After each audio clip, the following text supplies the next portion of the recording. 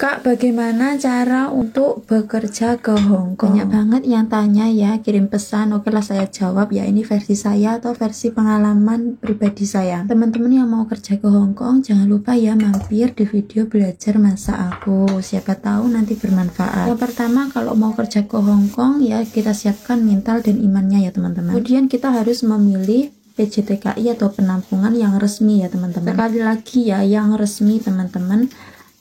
Kalau ditanya yang penampungan mana yang bagus, mohon maaf saya nggak tahu ya, karena saya ini hanya konten belajar memasak. Jadi memilih PJTKI yang resmi ya, kalian bisa cek di Google, banyak banget kan di situ pilihannya. Kalau bisa pilihlah yang dekat rumah ya teman-teman, jadi nanti kalau misalkan ada keperluan kan mau bolak-balik pergi ke rumah itu dekat. Kemudian kalau sudah cocok apa PJTKI-nya, langsung didatangi aja, kemudian tanya ya, di situ pasti ada staff-staffnya, nanti tanya teman-teman. Nanti di situ teman-teman mesti diarahin ya apa persyaratannya, terus bagaimana prosesnya, seperti itu. Kalau saya ditanya saya nggak tahu karena saya ini bukan staff itu pemberangkatan, saya ini hanya tukang konten masak saja ya teman-teman. Ini tak sambil masak ya, ini sayur wosun teman-teman, atau selada batang tadi yang panjang-panjang kayak batang pepaya. Kalian kalau mau kerja ke Hong Kong bisa proses mandiri atau pakai perantara ya. Kalau aku dulu prosesnya mandiri ya, tidak ada perantara. Pakai perantara juga boleh teman-teman ya, sesuai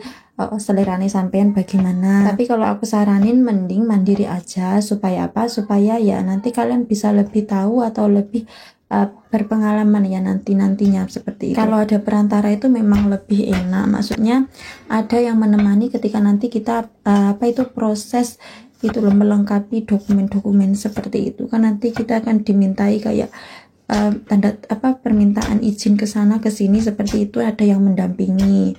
Kalau misalkan kalian nggak ada pendamping, nah pakai perantara itu juga bagus. Kalau saya dulu nggak pakai, saya mandiri didampingi suami, jadi dia antar ke sana ke sini sama suami gitu. Jadi sama aja ya, pakai perantara atau mandiri sama aja.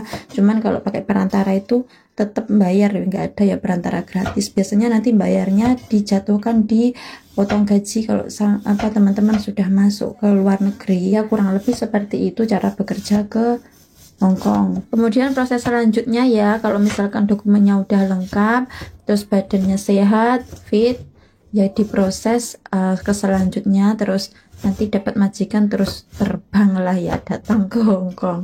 Kurang lebih seperti itu. Hari ini aku mau masak 3 menu ya, simple sederhana ini buat majikan Hong Kong. Ini ada kentangnya ini aku potong panjang-panjang seperti ini. Tadi sebelum dipotong panjang-panjang aku iris tipis-tipis ya teman-teman. Aku sering masak tumis kentang ini karena majikan aku suka makan tumis kentang, atau dalam bahasa Kantonisnya ini jauh su cai si. Mungkin beda majikan, beda penyebutan ya kadang. Terus ini kentangnya ini aku mau cuci teman-teman ya, ini tak cuci sampai bersih, sampai putih-putihnya itu hilang. Kalau airnya sudah bersih, ini kita sisihkan terlebih dahulu ya teman-teman, direndam sama air teman-teman. Kalau nggak direndam nanti berubah warna kentangnya. Lanjut di sini aku sudah didihkan air. Ini kentangnya mau aku alupi sama air panas teman-teman ya, dialupin bolak-balik seperti itu 2 menit aja sudah selesai. Ini cuma dicelup kemudian dibolak-balik seperti itu, maksudnya nggak ditunggu mendidih. Ini ada juga yang masaknya seperti ini. Lanjut ya, kalau udah tercelup semua ini aku angkat, aku kembalikan lagi ke airnya tadi ya, jadi masih tak rendam sama airnya yang tadi. Kemudian kita sisihkan. Kalau misalkan mau segera dimasak ya ditiriskan airnya, kalau enggak ya biar terendam dulu, soalnya nanti berubah hitam. Terus ini aku mau rebus tadi ya, tadi sayur selada batang atau wosun, kemudian ini aku sisihkan.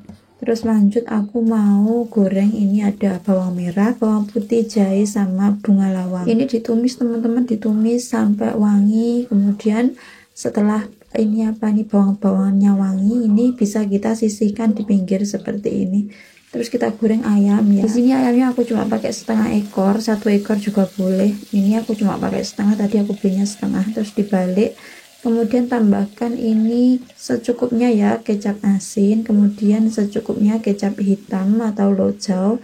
Tambahin juga gula apa aja. Terus dikasih sedikit air, terus dimasak. Bila sudah mendidih ya, ini kita rebus pelan-pelan kurang lebih 30 atau 25 menit.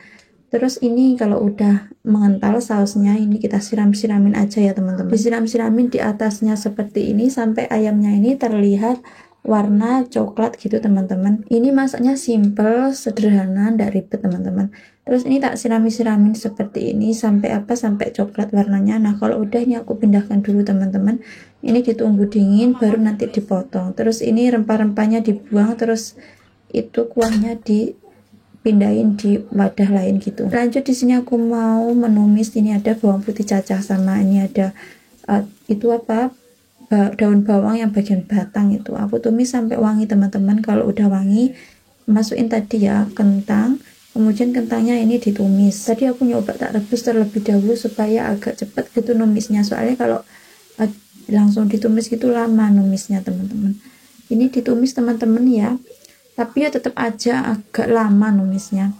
Soalnya kalau nggak matang kayak keras gitu nggak enak. Terus ini bumbunya seperti biasa ya, ada saus tiram sama kecap asin, kemudian ada juga sejumput garam sama gula pasir, sama ini ya bubuk jinten biar wangi. Gula ada penyedap bisa ditambahkan teman-teman. Terus ini ditumis lagi ya, ditumis sampai matang ya teman-teman. Nanti kalau nggak matang keras gitu langu. Tumis kentang ini enak loh teman-teman ya. Terus bikinnya juga simple, nggak ribet kok ya, bisa dicoba untuk menu-menu buat majikan. Aku sering masak ini soalnya majikan aku tuh suka makan ini, jadi ya menunya itu aja. Untuk video masaknya aku percepat aja ya teman-teman. Ini sudah matang kan, udah lengket-lengket itu menggumpal, itu udah matang teman-teman. Pindahin aja di piring, tambahin daun bawang biar ada hijau-hijaunya gitu teman-teman. Nah ini udah selesai. Lanjut ya, di sini aku mau tumis daging sapi yang udah saya marinasi. Ini adalah daging sapi sisa kemarin ya, tak taruh di kulkas seperti itu. Jadi ini cuma tak masak beberapa lembar aja gitu buat campuran teman-teman ya.